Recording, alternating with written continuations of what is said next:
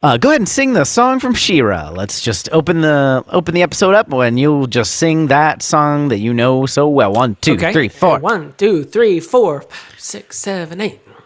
Sort of an instrumental part. She-Ra University. Well, this is actually the part. The symphony's still tuning. Okay. So you just want to. Some say it's the most beautiful sound in the world. But you just got to wait. Hold on. Second violin's tuning itself to the first violin. And then Mr. Holland is coming up to the stage. Tap, tap, tap. He's about to... I just checked the licensing. We didn't get it. We should probably just go ahead with our theme song. Sorry, Mr. Holland. Good luck in retirement.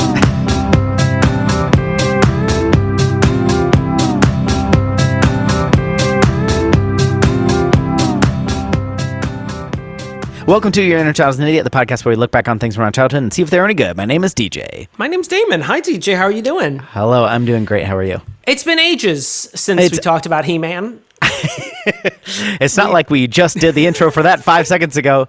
Here's the problem with talking about She-Ra. I was a boy, and that's a girl show.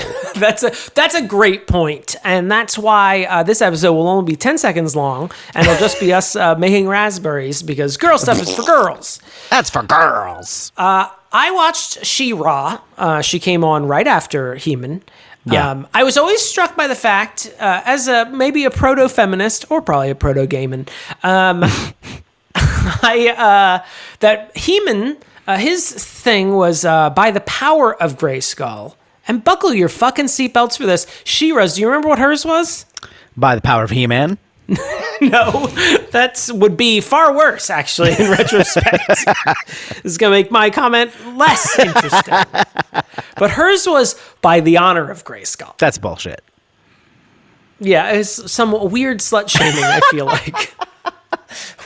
Wait, why is this? Keep your integrity, girls. Your power is honor. I'd hate for you to be, a bunch of just used up goods when He-Man comes to town. Who's also your brother, actually, in retrospect. Wait, are they brother and sister? I believe so. I'm sure I must have watched some She-Ra, but I didn't watch it as regularly. Was it actually a spinoff, or did they come at the same time? It was an actual... she had her own show. I remember because just because I was more into He-Man, I would get really excited because both shows sort of followed the same format, which I think will the pre-opening credits would be a short scene with the villain laying out their scheme for the episode. Just like Aquitaine Hunger Force. She-Ra... Sure. But She-Ra's villain, whose name escapes me, he had a Skeletor vibe. He was somewhat Skeletor-themed, but not Skeletor. Okay. He would be there, and he would lay out his scheme. But sometimes Skeletor would be in that initial She-Ra scene, and that meant it was a crossover episode, which felt like they came along very often. Even to my kid brain, I was like, there are a lot of He-Man episodes in this She-Ra show, but it never works the other way around where She-Ra's coming on He-Man's show. So, but I would get really excited if Skeletor was in that intro, because that was like a sign that during the course of the show, He-Man would show up in She-Ra's land. They just did a reboot of She-Ra, right? Even before the... Yeah, and it's supposed to be great. Yeah, that's what I've heard. That's really the main reason I wanted to do these, is because I want to watch the new one. I want to have a good reason to, other than entertainment. TJ, you don't have to write it off your taxes. You can just watch these shows if you want. No, there are no guilty pleasures, just pleasures. That's true. Especially if you have the wrong opinion, you'll be punished by the internet. I have no specific memories of She-Ra other than I hope it's more than just a sort of reskinned He-Man, I hope there's something else to it, even in the old version. But I don't have a lot of faith. I don't have a lot of faith that the He-Man, which we haven't watched yet, for the record, even though that episode's already out, we haven't at this point talking about it. Haven't watched He-Man yet, so I don't have a lot of faith that He-Man's going to be good, and I have about the same amount of faith that because He-Man's just a half-assed cash-in. Yes. And you're scared that She-Ra will also be a half-assed cash-in of a exactly, half-assed cash-in. yeah. Which is a quarter-ass. Was this one as toyetic? Do you remember? I know that there were She-Ra toys. Those are girl toys. You can't have that. Those are girl toys. Can you become a non-toyetic thing when you're already a spin-off of a toyetic thing? I mean, if people don't buy the shit, I guess, like, it's still toyetic. But the toys were still made. Yeah. Got anything else to add about She-Ra? Did she get a movie? No, I don't think She-Ra got a movie. Because, I mean, the He-Man movie also did famously poorly. bad. Yeah. I mean, it even does the classic hubris-laden end credit stinger for a sequel that never gets made, where Skeletor comes out of the lava he fell into, and he's like, "Hey, I'm back, boys," or whatever he would say, and then a sequel never. And they were like, "This movie dedicated to the brave soldiers of the Mujahideen." Has there ever been a worse? This just aged. Has there ever been a worse stinger? Wait, has that ever happened? Stay tuned for Harvey Weinstein's next movie. Like he's James Bond. Wait, was there a movie that was dedicated to the brave soldiers of the Mujahideen? Yep. Which movie was it? I think it was Rambo 3. You'd think Sylvester Stallone would be smart enough to not do that. Just Rambo kidding. 3, 1988. You know, they didn't know. We didn't know. We didn't know about war. Who are the Mujahideen? Afghanistan? They basically, a spinoff became, Al-Qaeda? Yeah, pretty much. Ooh, you hate to hear it. I mean, kind of like, that's an oversimplification by far, but. Right. But that would have been like Osama bin Laden and yes. Yeah. That crowd. Yes. They were fighting it's a proxy war. You know, a lot of things happen in a proxy war. You can't keep up with the proxies. Yeah, come on. Whose proxy is this, you might say? I mean, we have to be here fighting this war. There's no other way. But the important thing is that we learned our lesson and we never got entangled in Afghanistan ever Anyway, again. She-Ra. Well, that's about all we got. So we're going to watch She-Ra. We'll be back in just a minute.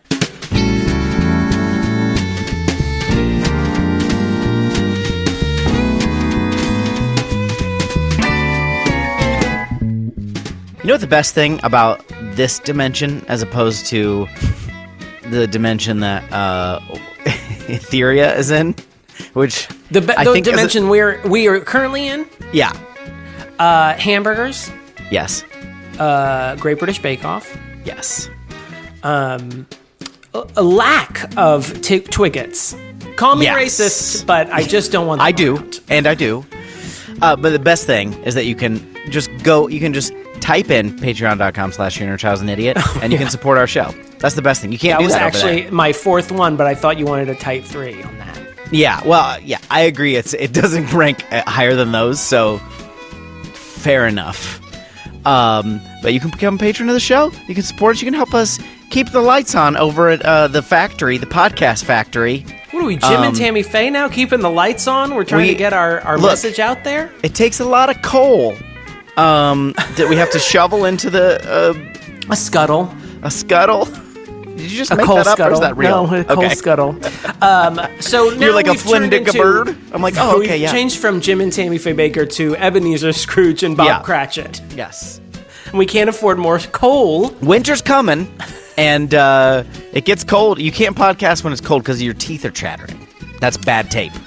That's true. You don't want to eat, and you don't want to be cold. We literally use tape also. That's very expensive. So kick in a little bit, okay? Patreon.com/YourInnerChild'sAnIdiot.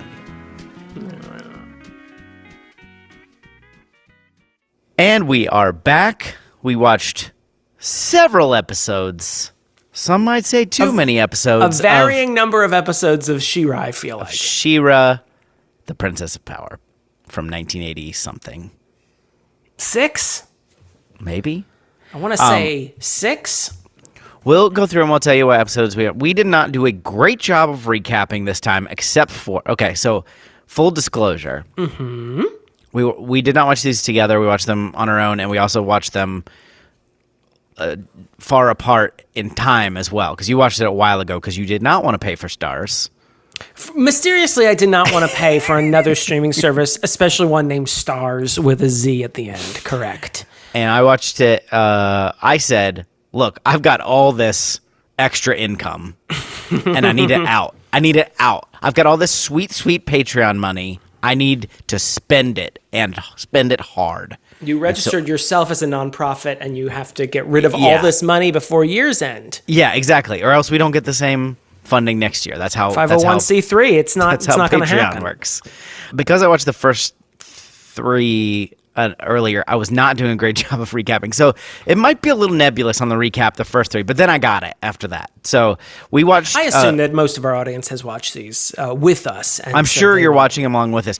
Sometimes nothing happens. So don't worry about it. Especially because we learned this, the first, I think, 5 episodes... Is it 5? They were released as like a movie?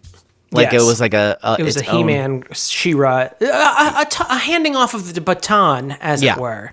And the Grayskull baton. Right. And so they broke that up into 5 pieces. So we didn't realize that when we started. And so we were like, episode 1, here we go. And then we're like, oh man, she's not even She-Ra yet. She's just like hanging out with her friends. And then we'll just keep watching. And then the second one, fuck, she's still not She-Ra. And then finally it happens in the third one. And then there's still 2 more. So we didn't watch all of those because, look, we have real jobs as well. We've got stuff to do. Real is a strong word. But yes, we do have jobs. No, I just didn't want to. That's the truth. I'm going to be completely honest with you. So we watched, did we even say this in the intro? Which ones we were going to watch? Yeah. I don't remember because we watched Into Etheria, the first one. First one, episode 1, season 1. And you kept going, episode 2, but you warned me. Well, I don't know what episode 2 is called, but it's Into the next Etheria one. Part 2, probably. There you go. But then you informed me that episode 3 is when the first She-Ra transformation happens. So I skipped to that one, and then I gave up on that series because we had other episodes that we wanted to get to. And then we watched. I'm not going to give you the episode's number because I don't want to tell you. I don't want to lead you astray if you do want to watch these. But it's supposed to be season 1, episode 21, which is the Sword and the Stone, or the Stone and the Sword. Sorry. Play on words, a clever, You can see why I made that mistake. Season 1, episode 47, because there is no God. It's called The Price of Power. Season 1, episode 50, Just Like Me. Season 1, episode 56 of Shadows and Skulls. Spoiler alert, my favorite one. And then thank you for the heads up. We watched, questionably, season 2, episode 24. These episodes were on through Stars were a little... out of order. You encountered that as well? Yes. I didn't know if it was an Apple TV issue where I was pulling stars in. Yeah, that's what I watched it on too. So I'm not sure where they misnamed them, but the episode is titled "The Inspector." You just want to hit skip intro. If you don't see the inspector, you want to go back to Get the out menu, of there. pick a new one. Yeah. Okay, so episode 1, we're introduced to a lot of stuff. This is Etheria, not to be confused with Eternia, which is where He-Man is from. Now, I didn't get as much like sort of solid ground as far as like what is this another planet or is this another dimension? Because I think over the course of the episodes, it is a whole new planet. It's not a dimension, but they it is send a whole them new through planet. like dimensional. They mention dimensional portals, but I think that just is where they're going back and forth between the planets. Yeah, there's a hall in Castle Grayskull where you can just go to other planets, I guess, and that's what He-Man uses to go to Etheria and and the sorceress catch up with the gang. The sorceress can like send a portal and stuff or something. I don't know. But it doesn't really matter. It's not important that you understand the story this. integrity of a casual He-Man episode. Yeah. It's not here's important. a door, go. The important thing that you know is that Eternia and Etheria are different places. Adora is our main character, sort of. Not really in this first bit, but she becomes She-Ra over time. But when we first meet her, she's actually working for the Horde. And Hordak, who's our big bad, he can make little weapons out of his arms. That's kind of cute. And a vacuum in one of the episodes, which is awesome. And useful. This definitely, not as intensely as He-Man, but I definitely watched this a lot as a kid because some of the imagery came back. Yeah, I feel like I had a Hordak action figure because the minute I saw him, I was like, no, this guy seemed... I have a tactile memory of this character and his big bone cowl that's behind him. So I did remember him. And the flat-handed guy, what was his name? Did we ever actually encounter him? We do, actually. Yes. In these he first sucks episodes. energy out of you. What was his name? It was... I don't know. Flapjack? I'd hate to misname him. Leech. Oh, he's kind of the rogue of the group. Did I do that right? X-Men wise? Doesn't Rogue take yeah. I got you. What have you? I got you. I was immediately went to D&D because I've gone full nerd. Don't go where I can't follow. Oh, we also encountered that guy. He was also at my grandma's house. I think my cousins Josh and Travis may have had him and left him at Alno and Russell's. But that red fellow, that was one of Hordak's guys with the bulging eyes. And he has three legs. The guy with the bulging eyes is Mantenna. Mantenna. Yes. I remembered him as well. He's like a very sniveling, more comic reliefy kind of villain in this one. He also has three legs, which was not uncommon in She-Ra villains. There's another guy later He's got like on. 2 sets. Oh, he does? legs. There's another guy that has 3 legs, and I was like, God, you really hate your animators. Like, That was a 4 is one thing. Yeah. 3, fuck off. That was actually a really large penis. Oh. Yeah. You know what? Then Progressive. To show... finally, men with big penises will have their day. Finally, we'll show penises in children's cartoons. We really did it. People fought us. Yeah. Understandably, but we did it anyway. This is the progressive agenda that we're here for. What we've been fighting for. Hordak is already in control of Etheria. Like when we bust in, it's already the worst case scenario. Hordak and his horde, the evil horde. Clever name. They control the planet, and there's a rebellion, and our beloved Adora is actually with Hordak. She was kidnapped as a baby, we find Yes. out. And Hordak took her back to Etheria and raised her essentially as I believe her title is Force Captain of the Horde. Which I will say, I mean, just to interrupt, this is immediately I understand it 1,000,000,000 times better than how Eternia works. I'm immediately like, okay, there's immediate pathos, there's immediate stakes. Right. There's already a more interesting backstory than Prince Adam could ever conjure up, in that she works for the bad guy and obviously will switch sides and have to fight her adoptive father for the rest of the series. Yeah. That's already, I don't know if the show in general ever meets that challenge of how great that setup is, but that is a million times more interesting than He-Man ever was. And I was like, oh, okay, Hordak actually seems dangerous because he actually controls the planet and is enslaving the people who live here, rather than Skeletor, who just seems like a thug who lives on the wrong side of Eternia, who occasionally fails to do anything every week. Yeah. Or 5 times a week, more likely. Round about 3:30. In some markets. Get your juice box. Get your little snack. Settle in. We're going to watch some Heems and some Shears. So this is a full-on crossover. We start basically with the He-Man character. Flintstones meets the Jetsons level of crossover appeal. Yeah. And so the sorceress is involved, and she kind of sets the tone for He-Man, like, hey... There's somebody over here that needs your help, and I have no power outside of the castle. And I was like, did we know that?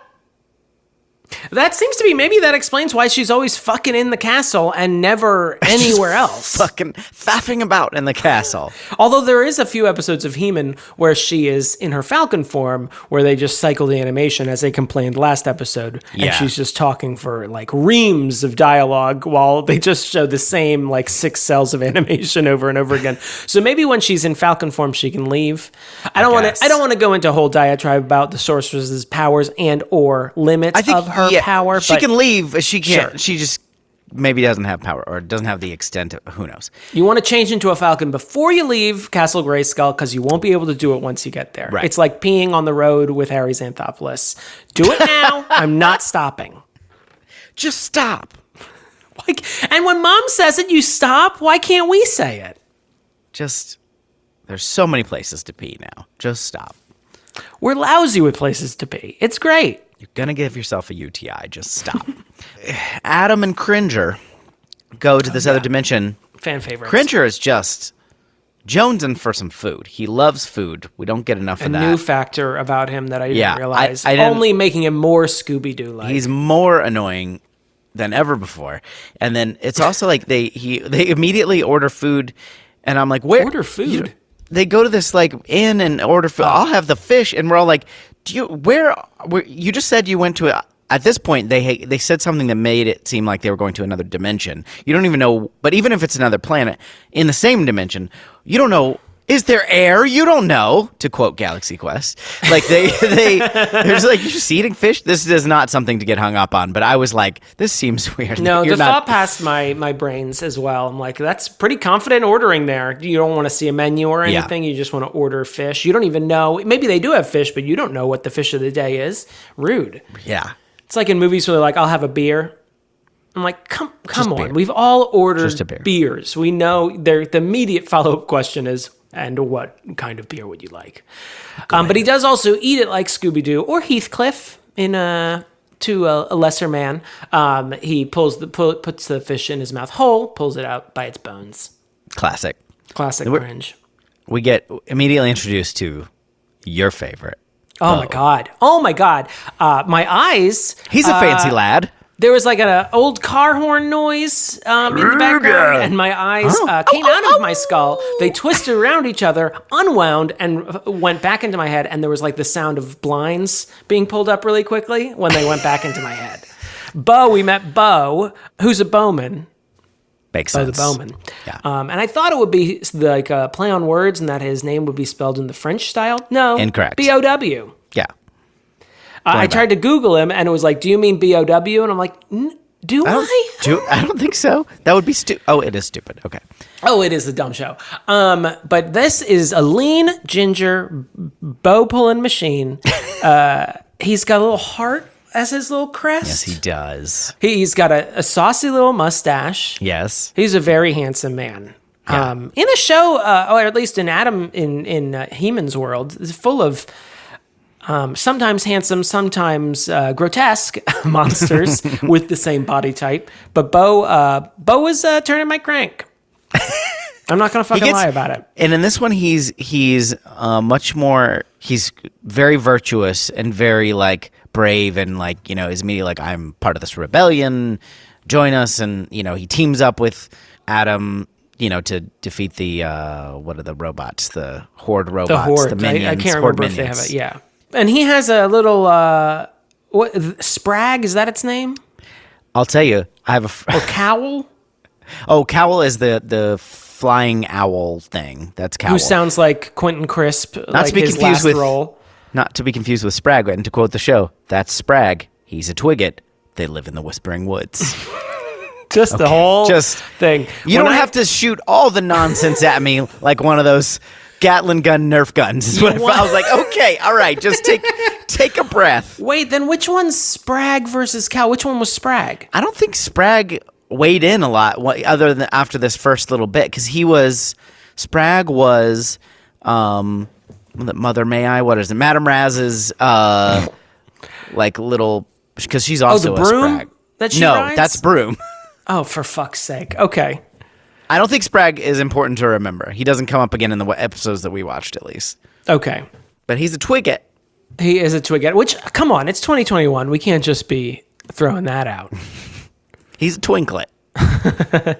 I'm now looking up Sprag just to... Yeah. Oh, yeah, it's another sort of witchy lady. Or witchy man, I guess. Also, Prince Adam riding behind Bo on a horse was immediately more like, this is actually concrete homoeroticism in a way that He-Man seemed like it would be able to deliver, but never did. And this is what I want. Bo and Adam on a horse. That's all I want. I think if you will, I think you must draw it. I think that's what we've learned. If you want to will it. I can't be banned from Instagram again. I can't take that heat. It was the worst time of my life. Don't worry, they still reuse the animation when He-Man transformed from the other show. Oh yeah. Hey, can you mail that over to us? We need it. Okay, so that's about all that happens in this first one. And then the second one we find, I don't know what happens in the second one because I didn't watch it. But then the third one. Oh, the second one, I mean, it's just a lot of faffing about. I think we sort of meet Adora more clearly. We see her, I think, in that first episode, but this is one where we encounter her. And then they kidnap Heman, and he convinces Adora, like, please let me go, and then, go and see what Hordak is doing, because she's like, we're doing good. We're trying to bring peace to this world. Right. And he's like, you need to go out and see what Daddy is doing. And then she did. And it wasn't great. He was enslaving or something. Whenever you're working for someone, for a company, if Horde LLC is on your checks, dig into it a little bit, Hiding in plain sight is what we call that. He-Man does at this moment. He disguises himself as a Horde minion, the robots, and puts the helmet on. And his little hair sticking out. It's very sloppy. It's very un-He-Man like, but because I feel like, well, no, I guess it is. There's not really anything consistent to say as He-Man like, but I did write like He-Man actually fails here, which was kind of cool. Yeah, right. Because he gets caught, obviously. Because they're like immediately like, that's not a robot. Right. So. I like that it was just absolutely immediately like, he's like, I'm going to dress as this robot. And they're like, let's see what those robots are doing. That's not a robot. Go kidnap that robot, please. And they did. Yeah, it's the kind of lackey villains, like the second tier. So not the minion, not the soldiers, but the next tier up. So our ones that you'd have action figures for, Leech and Grizzlor. If it was a multi-level marketing scheme, Hordak would be the one who the weird Mormon couple that came up with LuLaRoe. Yes. And then Shadow Weaver and Mantena, they'd be like the mentors. Right. That they probably have more recruits than they know what to do with. They don't really sell leggings anymore. Yeah. They're just mainly just recruiting more and more people. More they get to go on the cruises and stuff. Yeah. And then you go all the way to the bottom, and the robots are just buying leggings. They can't. They're keeping them in their garage. Yeah, just they don't know what to do. Yeah. It's sad. It's sad in a way. But it's funny because they're depicted often as like idiots, and they say stupid things, and Hordak gets mad, and that was happening in He-Man too. Skeletor would be like, "You idiots!" and But they also like, there's several moments, including this, where they like immediately pick up on like plans, like on the good guys. They're like, "No, this is not happening." Like, and I'm like, "See, that's good because it's like there's a reason they're where they are." You get to see a little bit of competence, Shadow Weaver. Can we talk about Shadow Weaver real quick? Absolutely. So Shadow Weaver is pretty much Orko. like She's sent by like.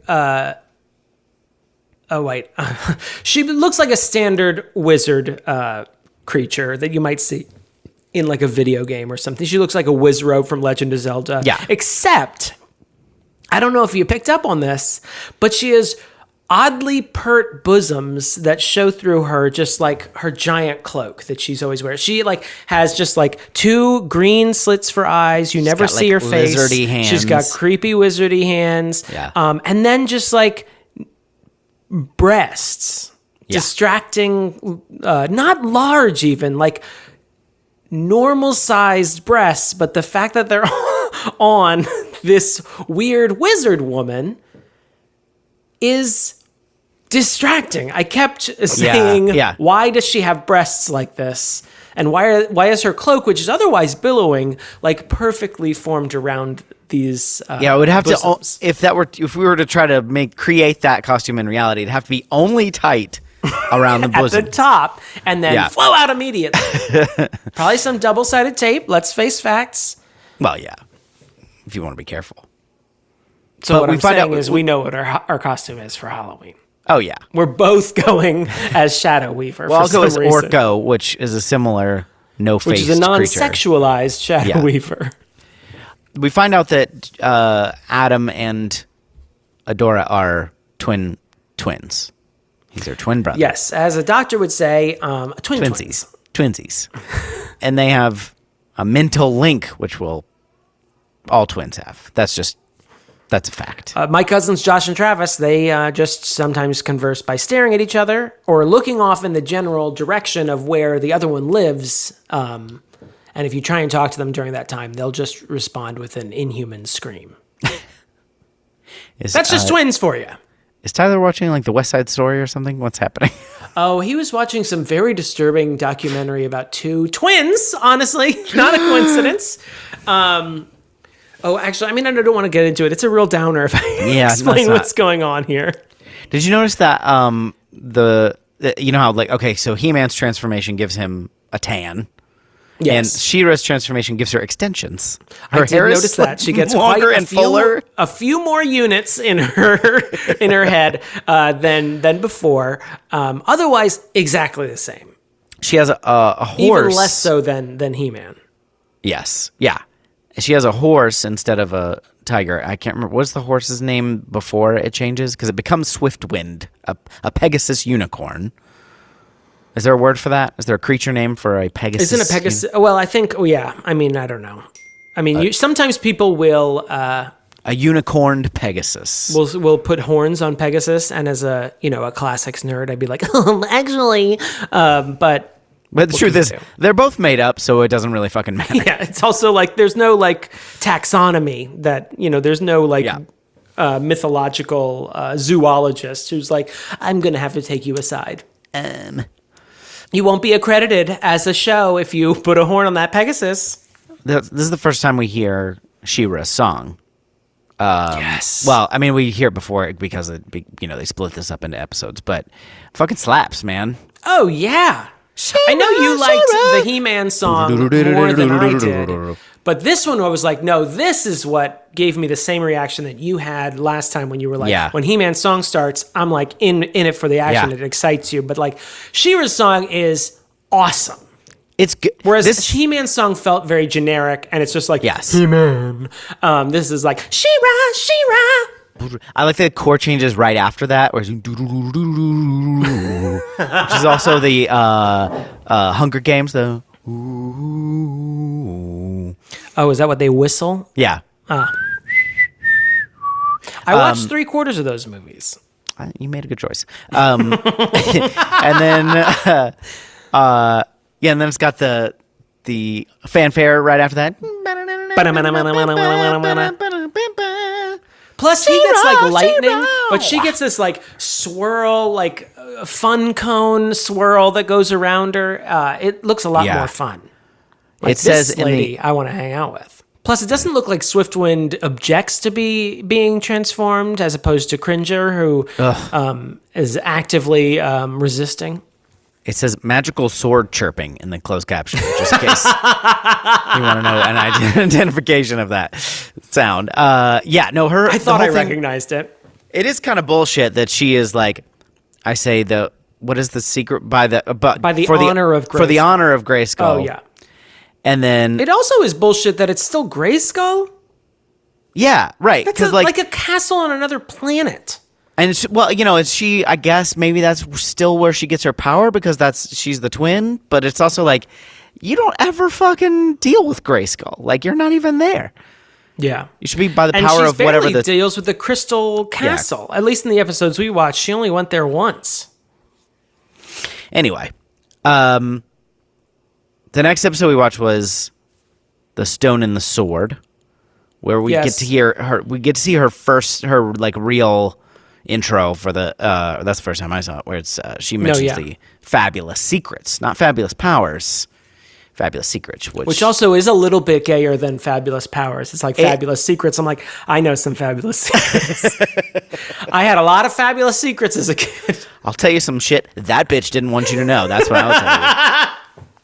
She's gonna spill the tea. I don't have a good recap of this one, but I do know this is where the Hordak introduces the Doom Balloon. Oh my God, it has one of my favorite lines, which is up and away in my wicked doom balloon. And I'm like, what is this show? Just making a Fifth Dimension reference for the kids of the 80s. This one is the one, so the difference between She-Ra's sword and He-Man's sword is she has a little jewel that I think she can see things in. I don't know. Why not? Fuck, it depends on the writer and the episode. It's fine. And at some point it gets damaged and cracked, and she has to get it repaired. Yeah, it makes sense. I think it pulls a Wizard of Oz, where like she had the power to repair the stone all along. Yeah. Which even when I was a kid watching Wizard of Oz, I'm like, fuck you, Glinda. Yeah. Why did we do all this? What was all this? I almost died.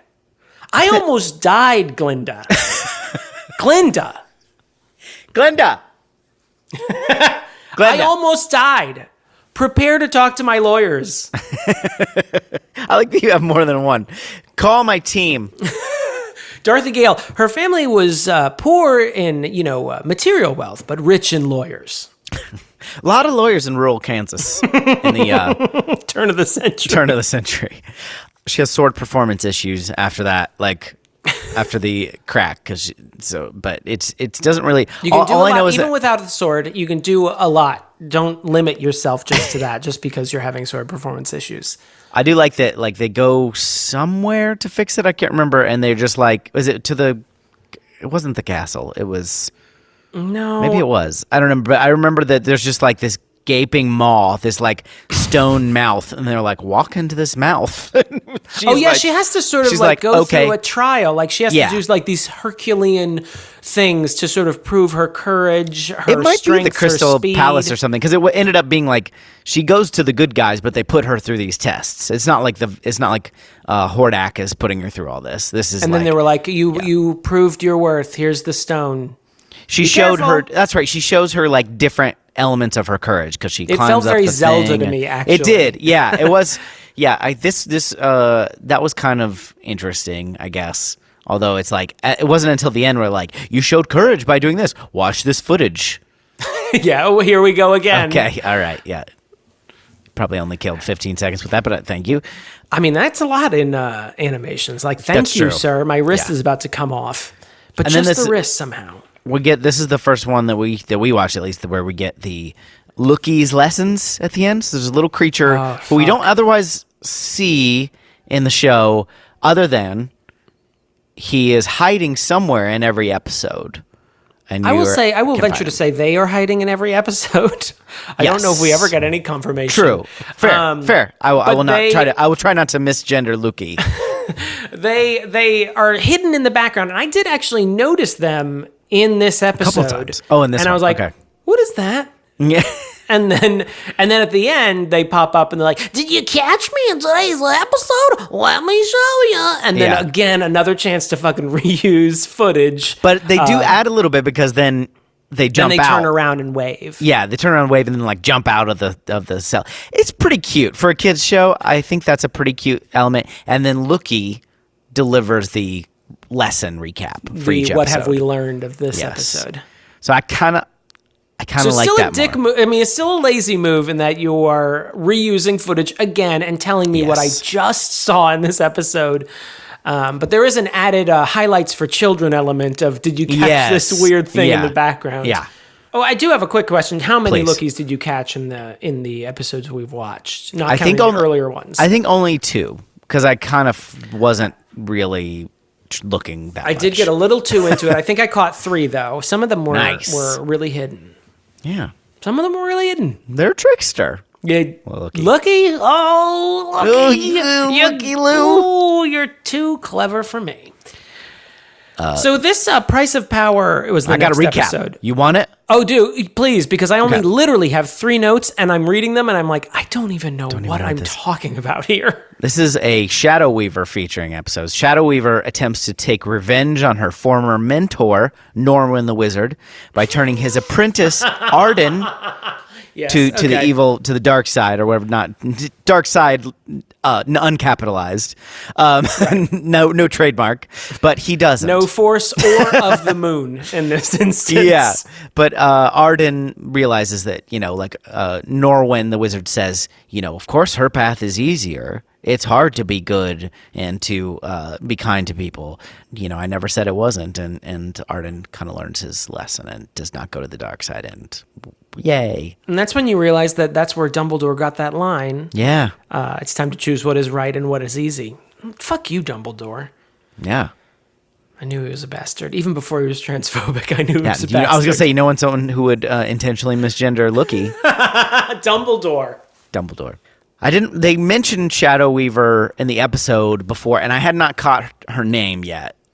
in the previous episode. So I was kind of like, who the fuck is Shadow Weaver? And then now they I'm imagining you cut at a to her. cocktail party and you're like, I didn't catch your name. Who? I noticed you put a gaseous spell on me to knock Yeah. me out, but I didn't right before I feel like you said your name and I missed it. Who would you say you are? And who does your cloaks? She awakens the Dark Riders to something. Oh, yeah. And This they're was like, very Lord of the Rings, right? yeah, they look like ring wraiths. Kind of. They're like skeletal, and they're like got these evil horses that they're flying on. Or do they were like evil Pegasus? They had like kind of bat wings, if I'm remembering correctly. Oh, yeah. That's what you want to do. Sorry, Nazgul. You should have gone with just knock them out in one go instead of horses or giant dragons. Yeah. Combo. This is on you. They also explode, which is interesting. They're What does she chasing send these Nazgul to actually do? Okay, so she Harass and she and kid annoy? well okay so she coaxes Arden away, and Arden comes to hang out, and she kind of basically like she just like convinces him to chill there, but instead of waiting for Norwin to come get him, which he's on his way already, she also sends the Dark Riders to like, she's like, I can't wait that long, and like and so they're fighting Norwin and She-Ra, and then Norwin just kind of like dodges, and then the horse hits the ground and just explodes. So Norwin, being an old wizard, just slightly moves out of the way, and the horse blows into pieces. Yeah, and then She-Ra Great. does something similar, and every time they defeat them, they just explode, which is really a little weird. I did notice we found out in this one that her sword can become a shield. She Yes, said, sword to form of lasso. She can say sword to something, and it Right. does that. Which was nice rather than He-Man's, I'll just use my sword exclusively as a Right. shield. Yeah, So there. yeah. She turns it into a lasso in this one. Oh, nice. Which we also find out that there's two different layers, because in the first episode we see Hordak's lair, and it's like a Matrix style. Where's not Zion, but where the bad guys live in the Matrix? They live. It's like a very steampunk or like cyberpunky. It has a very like it's all polluted. It has this like weird, almost like spider-like quality. There's all these arms Yeah. sort of coming up out of the earth. It's pretty dope. No, yeah, it's very nice. I mean, Snake Mountain has its charms. I love the Yes. architecture. I love the snake motif that runs throughout. Sure. But I do like Hordak's. There were different eras of architecture, you know. Oh yeah, I mean you can't. It's like comparing neoclassical to Yeah. colonial style. I mean you're just not gonna. Well, and then we get to just the not gonna make Moorish sense. elements of Horror Hall, which is I don't really understand. It's not Moorish. I don't understand what Horror Hall is. Hard to say inside. It's if you're not Horror careful. Hall inside the nameless volcano, but it's like nameless volcano with a capital N. Like that's the name of If it. everyone's decided to call it Nameless Volcano, that is now its name. Yeah. Making it Volcano. A nameful volcano. Volcano. Tom Lee Jones. But I guess that's maybe Shadow Weaver's lair. She has like you her don't think- own sub do you layer. think that? I mean, I kind of like that. I mean, they all Yeah. just live there. They can't just all live at Hordak's place. He doesn't want that. He needs Hordak time. I don't know mean, what when that you've means, got though. like, what's the point of having like a sprawling lair, like a city-sized lair, if other people, yeah. if your folks can't live there? That's a good point. But on the other hand, That's like toys. me on the owning- other hand, Toys, play yeah. sets. Fair enough. Fair enough. I don't know if they ever made a Horror Hall play set, but they could have if they got a third season, maybe. Or if they could have come up with a better name. Horror. Did she name it that, or is that its nickname amongst the rebellion? Does she ever say Horror Hall? Horror? I don't know. It's getting worse and worse. Is it her? Someone I put a quote in here. Someone says, "No, I hit myself." I don't even know what that refers to. I don't remember either. And she also nearly reveals her. She reveals her face to Arden when Yes. she's like, "This is what happens when you get all this evil power." And and he's like, "Ah, your face is hideous." And it was like, "Is this your cell?" You're trying to sell it? Usually you would do this. This is like when you buy something off TV or the internet, and then it comes with an explainer video that tells you all the things. Oh, by the way, this can't do this. I just want to be clear that you can't use your pasta maker. Don't turn it on real fast. You don't want to go from speed 1 to speed 3. You're going to have to wait a few seconds between each speed. That's not what it's for. Yeah, you don't want to. Shadow Weaver, don't save the face until after he's like committed. Yeah, it's not a selling point that you're going to be horribly disfigured. Right. Did we get a backstory in this scene of her actually giving into her evil powers? So she was Norwin's one of his original apprentices, and along with Spellcaster, what was it, Spellcastrina or something like that? It was like, I think it was Spellcastrina or something stupid. Spellcastra or something. It was like, okay. Yes, Spellcastra. I think it is Spellcastra. It was something like that where it was like, that's stupid. But anyway, so she is his apprentice and then is coaxed by Hordak saying, you will get more power if you use the power of this gem to just, tap into the evil forces and become like an evil wizard. You'll be more powerful than Norwin ever could be. And she betrays him and then starts to grab the power of the gem, but then Norwin destroys the gem while she's in mid power drain, power up, when she's getting jacked, getting huge. Right. She's doing wizard shredding. Uh-huh. And so she only gets a third of the power. They're very specific. She only gets a third of the power of the gem. So she's still very powerful. Sure. But that's her deal. Which is, that's pretty good. That's more depth than I would have expected. But also, like, who the fuck is this wizard guy? Because, like, we don't know. He's not like I don't know if he characters. ever comes up again. This episode is very similar to the next episode we watched, which is Just Like Me, which also features a headstrong child. Yes. Yeah. So this is. I'll give you a little recap here. Please do. Modulok, which is a new villain to us. With 3 legs. This is the 3-legged fella. This is the 3-legged one. He's pretty creepy looking. He's a like big red demon guy. Yeah, he's got like snake face, 3 legs, standard stuff. Does he have lobster claws? Let's say he does. I have no way of knowing at this point. Let's just go with it. No bad ideas in brainstorming. Modulok attacks a village. This is a village that grows food and stores it for the rebellion. Another instance, by the way, of like stakes and creating a world. I'm like, oh, okay, this is how they get their food. There are people who are in on it and helping the rebellion. Yeah. And they're always like seeking to squelch that out. Yeah. I mean, it's very Star Wars by the numbers, but like, at least that's something. Modulok attacks the village. She-Ra, Bo, and Lena, who's the little girl of a village couple, they murder Modulok in cold blood. Wow. Yeah. They hang him from town square.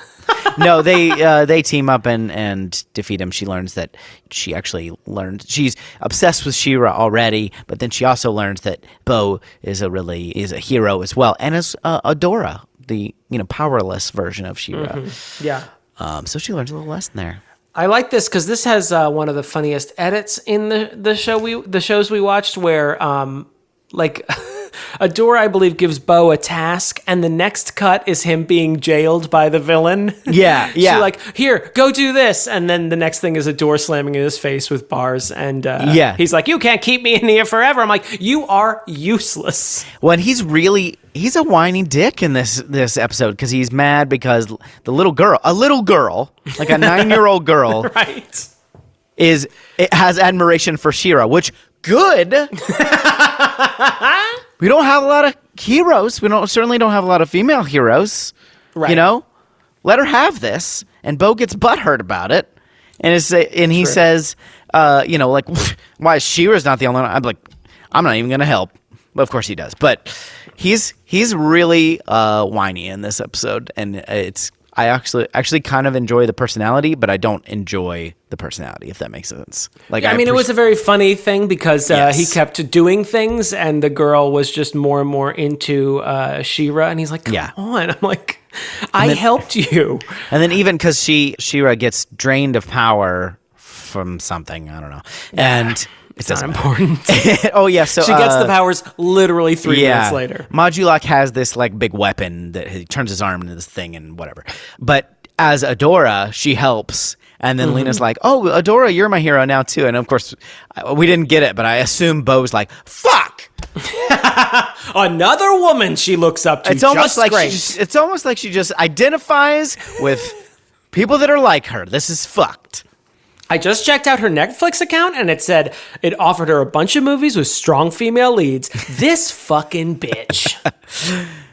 She learns that, the powers of love and faith and kindness are good as well. Wow. That's also our Lookie recap.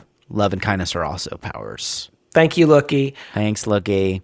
This was a weird episode. It was very charming in that the girl looked up to She-Ra and wanted to be She-Ra, but also realized she could do things herself in her own power. She already has power within herself. But there's also a feeling that because She-Ra is destined, or Adora is destined to be She-Ra, it was also like, look, you're never going to get to be me. So why don't you do your little peasant things? And I'll do my She-Ra stuff. Meanwhile, She-Ra in this episode was oddly useless. She did not do a lot of things and kept, I think, purposefully holding herself back. She hid behind a trailer at some point during this episode and waited until Bo had completed something, and then she came out, and then the girl came out. She-Ra.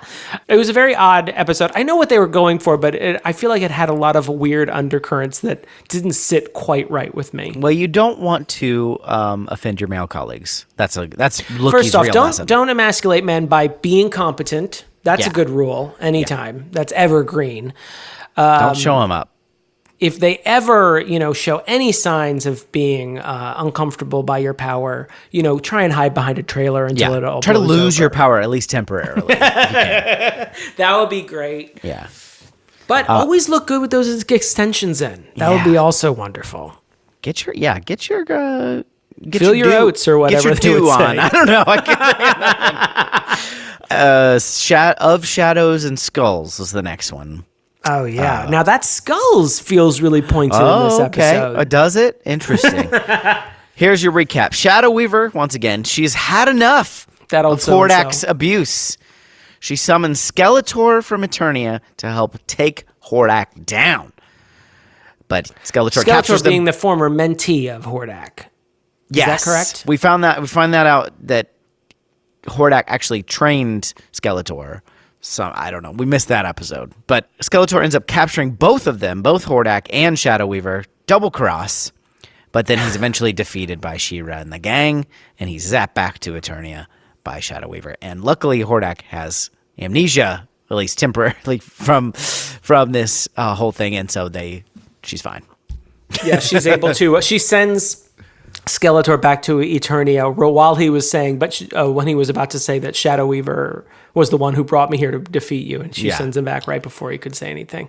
And she's like, whatever he was going to say was probably going to be lies anyway. Yeah. Lookie's recap is, if someone's mean to you, try to forgive and forget. So take any abuse that's thrown at you, mental, physical, just kind of absorb it and just sort of let it seep into your psyche.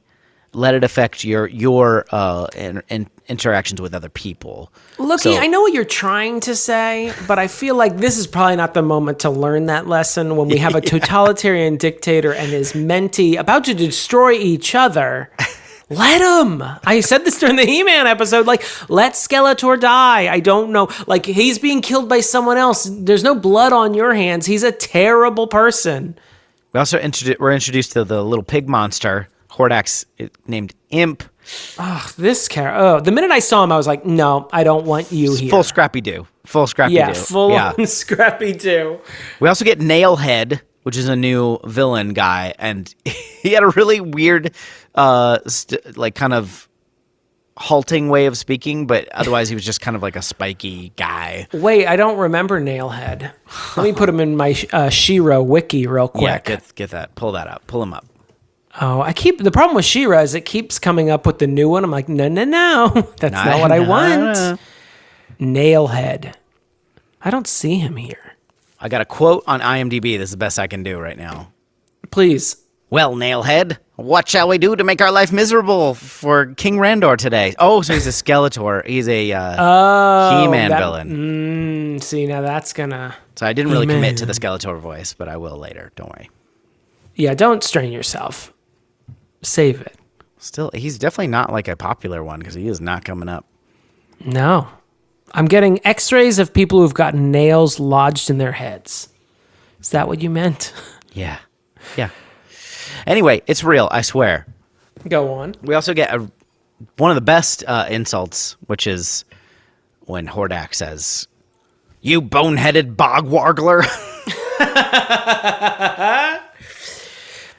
I mean, Hordak is fine. The problem is, like, Skeletor is a ineffectual villain who has I don't want to give him too much credit, but he has a little bit more character. He's got a fun voice. Yeah.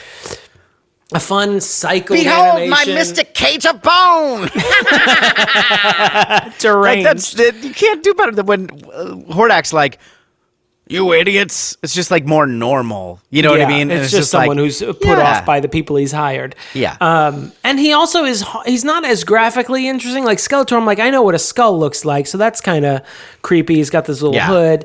Hordak is like this white-faced... It's got ridges. It's hard to know what the animators are going for with his head. It's kind of like, is it cyborg or demon? It's kind of somewhere between. Yeah, it's kind of interesting. This towel that's lined with like cartoon bones, like, you know, the doggy bone shape. Right. He's just not as graphically interesting or identifiable as Skeletor, who's just a BDSM guy with a tiny hood and a big yellow skull.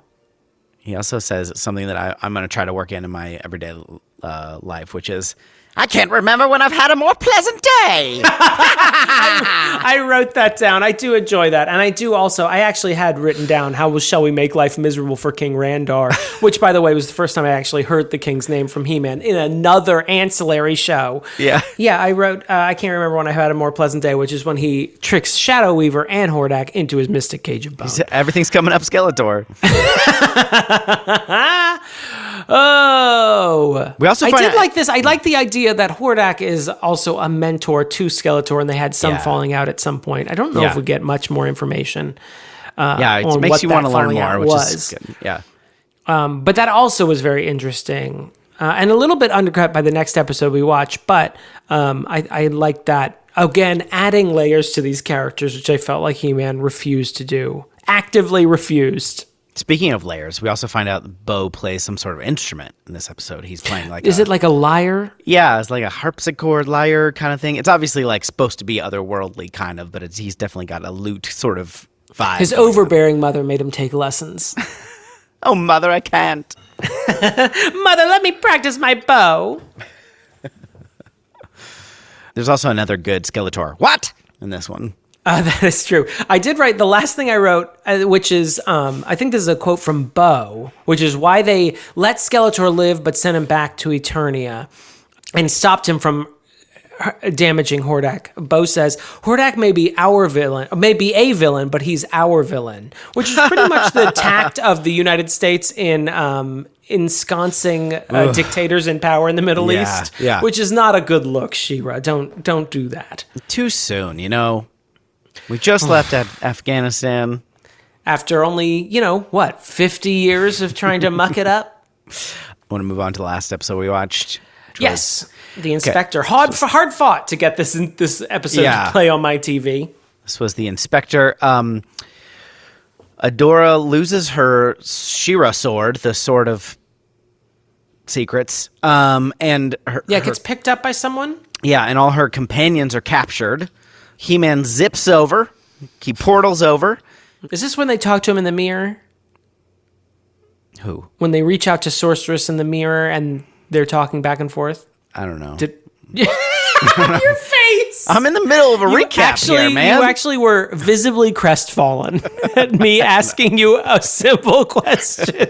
Go ahead with your recap. Sorry. Well, they find out in the course of all these goings on that there's an inspector being sent from. This is ludicrous. Go ahead. It's very sitcom-y, from Horde Prime, which Which raises a lot of questions. Yeah. So, which is Hordak's boss, I guess. He's sending an inspector to be like, what kind of shit show you running over there, Hordak? Right. And which is a fair question. Yeah, they end up capturing him, and then He-Man, or as Adam, or is it He-Man? Is he He-Man? Or I think he's Adam. I don't remember. He poses. It's also barely important. I think he's Adam, but he poses as the Horde inspector. They get in and they free. Oh, yeah, he puts a fake beard on. It's so stupid. They free She-Ra's pals. They find the sword and save the day. It's also weird because they made a narrative choice, which was they showed Hordak what his inspector would look like. They showed him a picture of him. Right. Horde Prime, I guess, which I'm like, this adds a lot of like legwork that you have to do narratively. You could just say, we're sending an inspector and then have He-Man be the inspector. But yeah, it made it very confusing. I found this very funny in that He-Man, once again, shows a million times more personality than he ever did on his actual show. He just kept saying things like, squeaky doors. Please make a note of that to Ordora, who is also in inspector uniform. He also criticizes the robot formation because they secretly tripped the robot hordes into falling over while they were marching. And he's like, oh, please make a note of that. It's very charming.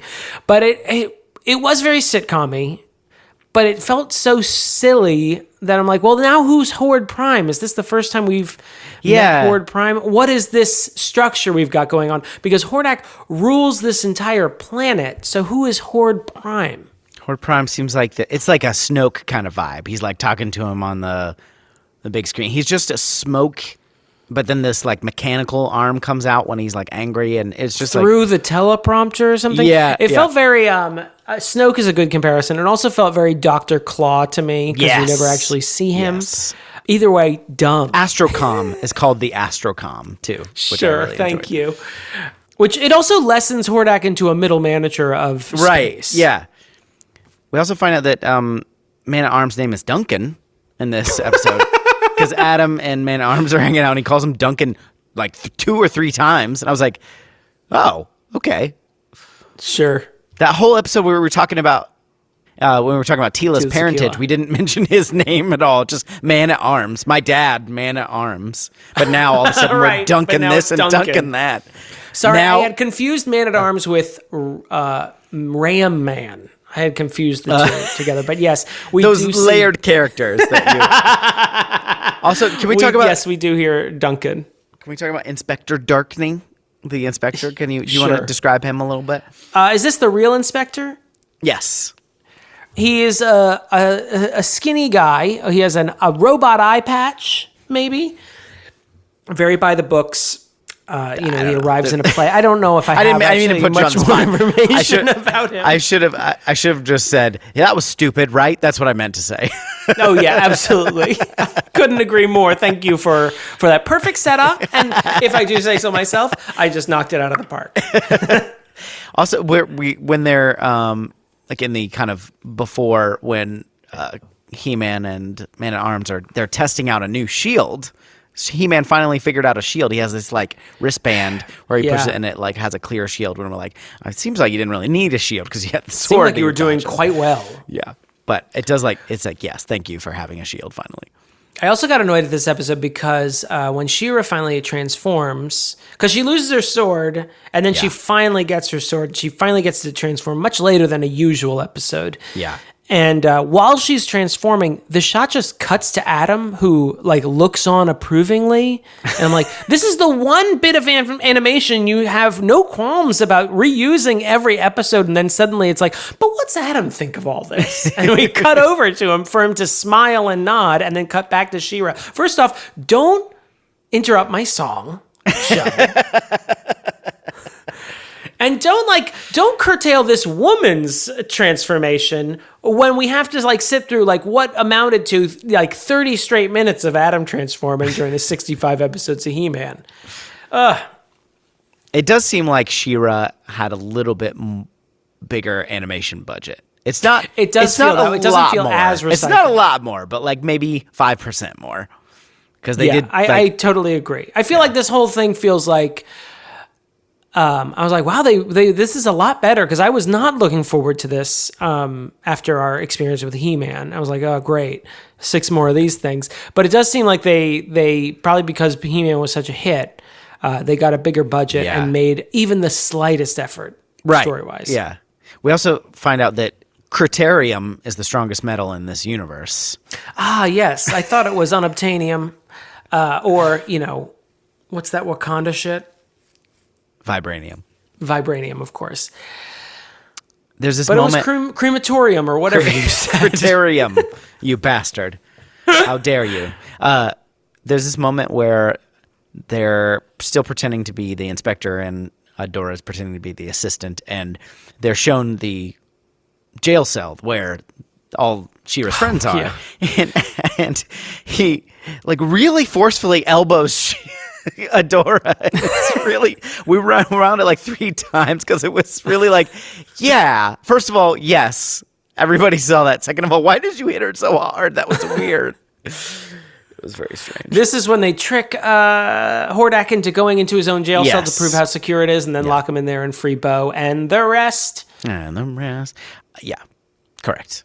I'm thinking about getting a large tank with my face on the front. It's basically Thomas the Tank Engine, but with Hordak's face. Did you notice that? That is a very nice look. I believe also it seems like a trope from cartoons until you realize that Benito Mussolini was really into doing that same shit. I think he had a building where his whole face is like protruding out the side of it.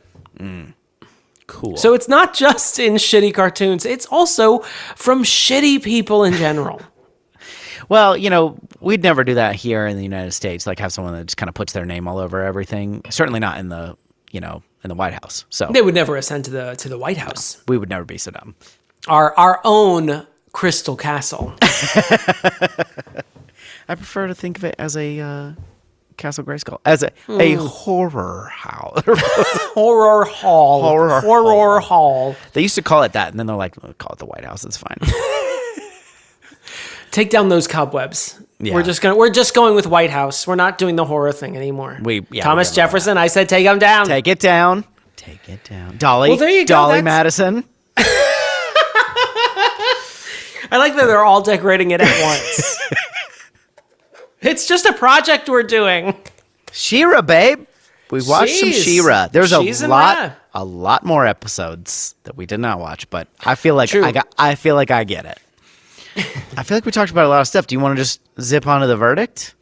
Lead me, show me the way.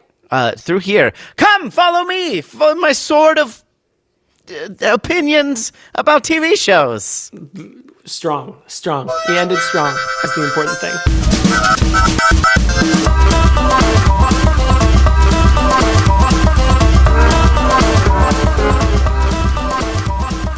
Here we are. I'm going to give my verdict first. Ooh, what a twist. Go ahead. Because you won't ask me. So, yeah. Sorry. This is a little Sadie Hawkins kind of thing. This is definitely better than He-Man.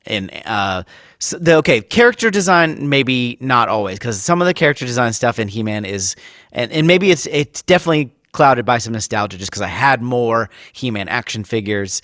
They're more like I would think of classic, but I definitely had some of these action figures, and there was some cool cartoony character design. The animation is generally better. There was more depth to the characters. I think it's got some more interesting mythos in there. This is still very, very bad and very boring. Your inner child is an idiot. Well, there you have it.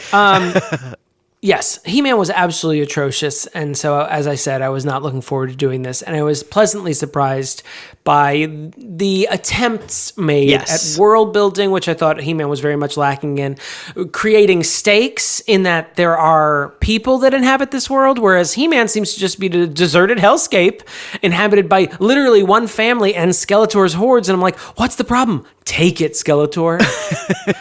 And that's the one that's not ruled by Skeletor yet. Like, this is the one that's ruled. This is the one ruled by King Randor or whatever the fuck his name is. This was a lot better in that it gave us a villain that, while not as interesting character-wise as Skeletor, actually seems to have accomplished something. I don't even know why he's being inspected. He rules a planet. Horde Prime. You won. He did it. And gives Adora a very interesting backstory, at least on paper. I don't know if she ever amounts to a very interesting character, right? But it is a very interesting backstory. I will lean on the side, and this might be just because He-Man was so absolutely abysmal, but I will say your inner child is not an idiot. This still seems like very Here we by go, the numbers. Feminist agenda. This is very by the numbers, like cartoon show where everything just resets at the end of the episode, and there's a lot of recycled animation still. Yeah. There's one that they use of Adora even during the intro where she's a little wonk-eyed, and I'm like, don't reuse this one as much. She's looking directly into the camera, but one of the eyes isn't exactly aligned correctly. I'm like, this one's no good. Hey, this one should go back. Diversity means all kinds of people, not just different races, okay? I will also add that as a treat for myself, I watched 2 episodes of the Netflix reboot of She-Ra, which is much better. I thought we were going to watch that for our patrons. We should watch that for our patrons. But really delves into the idea of She-Ra, or Adora at least, being one of Hordak's minions and having to leave a life behind her in order to join the rebellion. At least that was the impression I got from this one. They're much younger in this. They're very much played towards the teen archetypes. In the new one? So it was a little bit more difficult to be as attracted to Bo. I found a way. You're brave. So brave. But that hero. seemed like it has a lot of potential. Again, I just watched first 2 episodes, but it seemed really well done. So I highly recommend that. Highly recommend? 2 episodes, Damon. Slow down.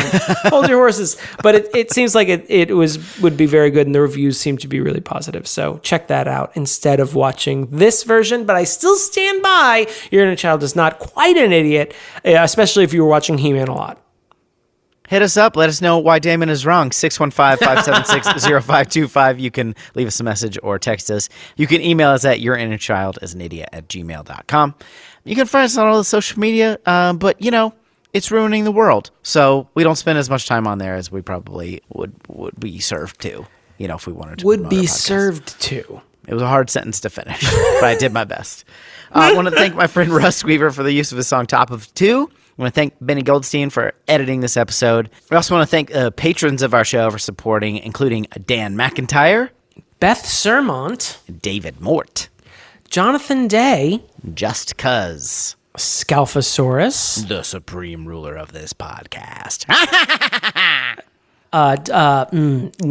Yes, Dr. Malcolm's Heaving Bosom, Heather Tuggle, Tyler Richardson, Captain Jean-Luc Picard, Karen Kurd, Lindsey Nell, The Zesty, Jacob Grimm, Particle Man, who's one of the lesser-known She-Ra antagonists, Damon's Australian accent, Dramatically Placed Hot Dog, also a lesser-known She-Ra enemy, Larissa, Maestro, T. Smith, Jeremy Powlen, Kevin from Cleveland, His Honor, the Mayor. Thank you all very, very much. We really appreciate you. your support. We really do.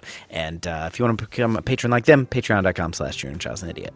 Damn it! So goodbye. I guess it's off to... I wish we could just totally take that as our theme song because it's dope. No, it's an absolute banger, as the kids were too recently saying.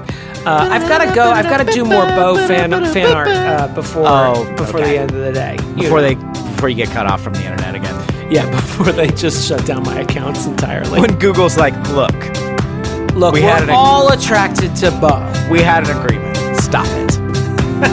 We had an agreement that you would stop and we would remove you from